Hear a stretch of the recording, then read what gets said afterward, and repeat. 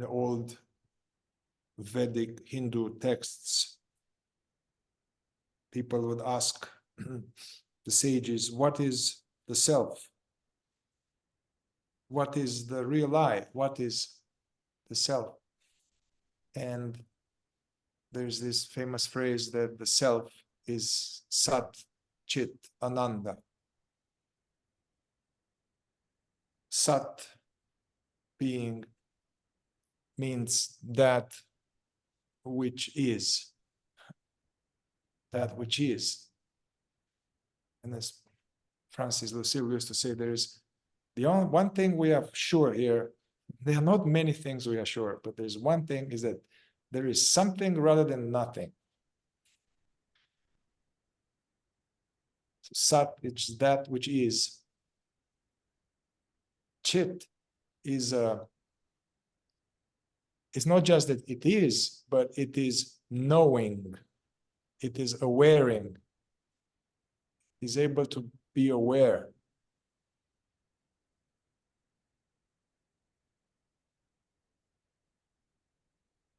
That which is aware. And Ananda is this, that which is and is aware and can know our experience, not intellectually, but as a being aware, knowing that which is and is aware as a texture of peace. It's okay, it is at peace. And bliss. Ananda is peace and bliss, as those not being an emotion, but as that being the fabric of this presence. I used to have a problem with that because I was like, man, I get this, but I don't feel bliss, man. I'm okay with peace. Yeah, I get it. It's peace. But anyway, with the last part, these qualities will reveal themselves as the self wakes up to itself more and more. And as the contracted mind-body energies of the imaginary me is loosens up a little bit, you will notice, and you probably notice already, that there's a diminishing in misery. There might not be bliss, but might be less torture, more and more moments of okayness, more joy, more peace.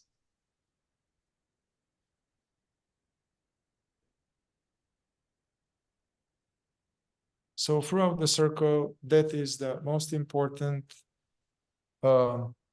Keep this in mind, what we have done these first 10 minutes.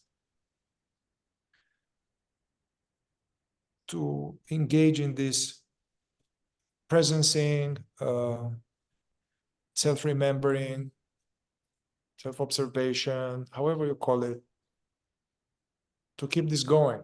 And you'll see the tendencies is to sometimes check out. We'll check out. Just that's great. You notice. On Saturday, I was listening to Peter. Peter was next to me, and I was thinking about something else for 3 seconds. You know, it's okay. Just return. Notice these fluctuations of attention and notice before, after speaking, like, oh man, that's stupid. All they think of me. So notice this inner considering, maybe,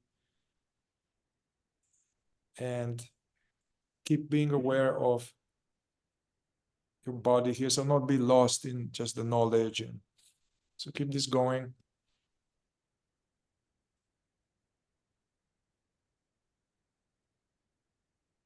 All right.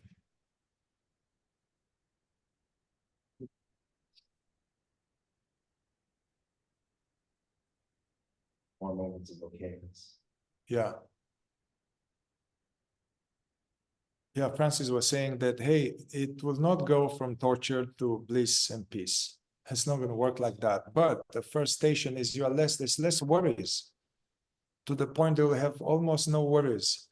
Having less worries That is very good, and more okayness, and that maybe sometimes more you're more touched by beauty or more joy, or and the percentage will change. You will be, instead of 87% unhappy, the percentage diminishes.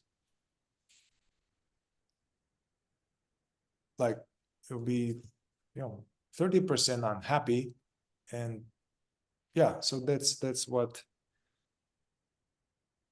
we are engaged in. And I intentionally didn't want to go, okay, close your eyes and meditation, so that we get the hang of this portable application of the work. And there was a moment that was very nice when Peter stayed with me in the weekend. And I really love to have some time to meditate. I really like to do this in the morning somehow. If I don't, it just feels, it's okay. But that's really the ideal scenario for me. So I asked Peter, and a long time ago, me and Peter, we would do, we were into Zen. And in Zen, they call this meditation, it's called Zazen. Zazen meaning just sitting, being aware. So I asked Peter, hey, Peter, I just want to do some Zazen. Would you like to join me? And Peter kind of was like, no,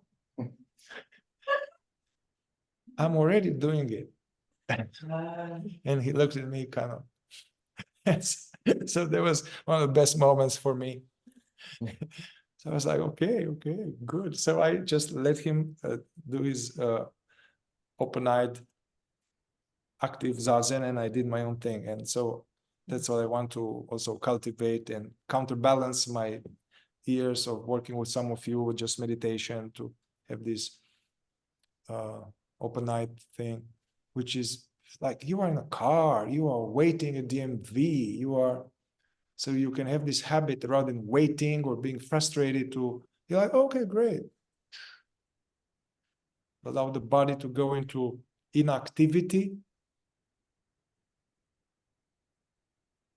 So there's not unnecessary tension, tweaking, all of that. And being the sly man, clever man.